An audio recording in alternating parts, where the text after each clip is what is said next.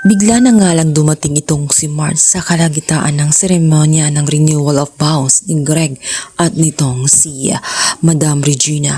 At mas umagaw pa nga ng pansin nang bigla na lamang itong sumigaw at sinabi na kailangan itigil ang kalokohan na ginagawa nila. At dahil nga doon, galit na galit itong si Madam Regina sapagkat sinira nga ni Marge ang kanyang napakagandang moment kung saan ninanamnam niya.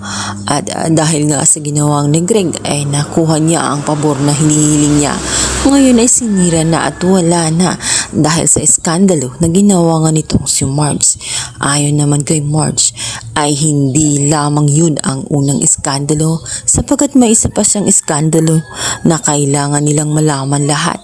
At ito nga ang ikakagimbal ng lahat nang makita ang naturang video kung saan ang laman nga nito ay walang iba kundi ito nga si Thea at itong si Paolo kung saan kasalukuyang gumagawa ng kababalaghan. Dahil nga sa mga nangyayari, tuluyang sumabog ang galit ni Madam Regina sa inakala niya na iba ang kanyang anak na si Paolo. Ngayon ay natuklasan na niya na hindi lamang si Greg nag-iisa sapagkat maging si Paolo ay nakuha niya ang kalokohan at ikinakainis niya sapagkat ginaya nga ni Paolo ang kasamaan nga nitong si Greg. Binigo niya itong si Madam Regina pagkat akala niya mabuti itong si Paolo at hindi kayang gawin ang bagay na yon. Subalit hindi pala. Ang bahay na tinitirhan nila ay napupuno pala ng mga kasinungalingan. Dahil nga doon, dumoble ang sakit na nararamdaman ni Madam Regina dahil dalawa na nga silang naging biktima ni Marge.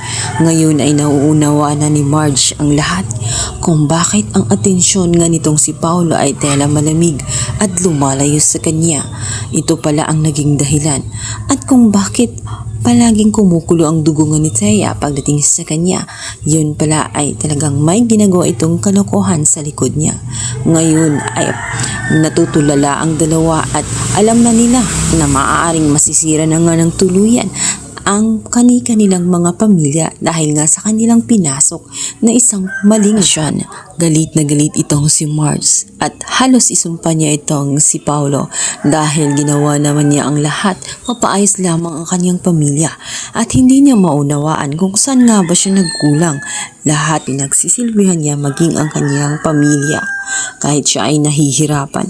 Ngunit hindi niya sukat akalain na sa kabila ng kanyang mga sakripisyo ay mapapalitan lamang pala ng isang kataksilan at ang masama pa ay sa asawa pa ng kanyang kapatid at nasa iisang pamamahay sila. Dahil doon, maaring mapapalayas na nga ni Marge ang kanyang asawang si Paolo at hindi na niya ito kayang sikmurain.